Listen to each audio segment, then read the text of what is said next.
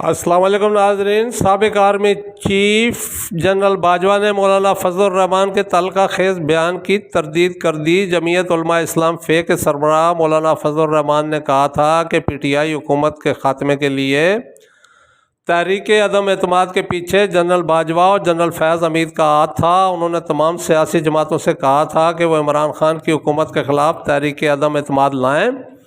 General Bajwa نے اس کی سختی سے تردید کرتے ہوئے کہا ہے کہ ان کے مولانا سے صرف 4 ملاقاتیں ہوئی تھیں۔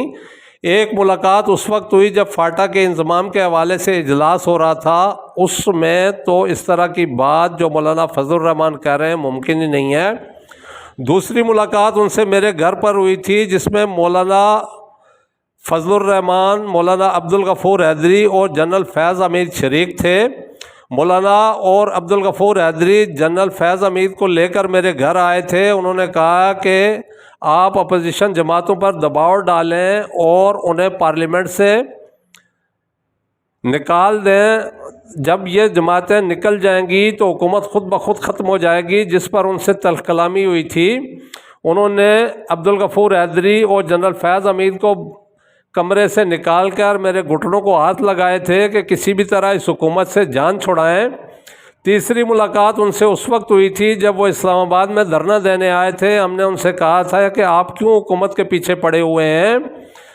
پھر پرویز الہی اور جنرل فیض حمید سے ان کی دوبارہ ملاقات ہوئی جس میں انہوں نے دھرنا ختم کرنے کا اعلان کیا تھا۔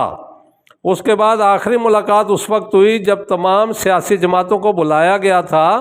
عمران خان نے کہا تھا کہ اگر یہ سیاسی جماعتیں تحریک عدم اعتماد واپس لے لیتی ہیں تو وہ اسمبلیاں توڑ دیں گے اور نئے الیکشن کرا لیے جائیں، جس پر اتفاق نہیں ہو سکا۔ اس موقع پر بھی مولانا فضل الرحمان اور کچھ دیگر سیاستدانوں سے میری تلخ کلامی ہوئی تھی۔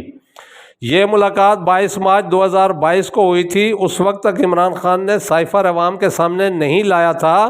جب اپوزیشن جماعتیں نہ مانی تو انہوں نے 27 مارچ 2022 کو جلسے میں ایک پیپر لہرایا اور کہا کہ یہ سائفر ہے اور امریکہ میری حکومت گرانے کی دھمکی دی ہے، اسی وجہ سے میرے خلاف تحریک عدم اعتماد لائی گئی ہے۔ جنرل باجوہ نے کہا کہ وہ کہتے ہیں کہ یہ بات 50 افراد کے درمیان ہوئی تھی۔ پہلی بات تو یہ ہے کہ ایسی باتیں 50 افراد کے درمیان کبھی نہیں ہوتی، اور اگر ان کے مطابق 50 افراد میں بات ہوئی تھی تو ان میں سے چند یا کسی ایک کو تو بطور گواہ سامنے لے آئیں یا وہ قرآن پر حلف دے کر کہیں کہ ایسا ہوا تھا۔ مزید ایسی ویڈیو دیکھنے کے لیے ٹائم اسکوائر ٹی وی کو سبسکرائب کیجئے، بیل آئیکن ضرور پریس کیجئے تاکہ نئی ویڈیوز کا نوٹیفیکیشن آپ کو بر وقت مل سکے۔ فدا عباسی کو اجازت دیجئے۔ اللہ حافظ۔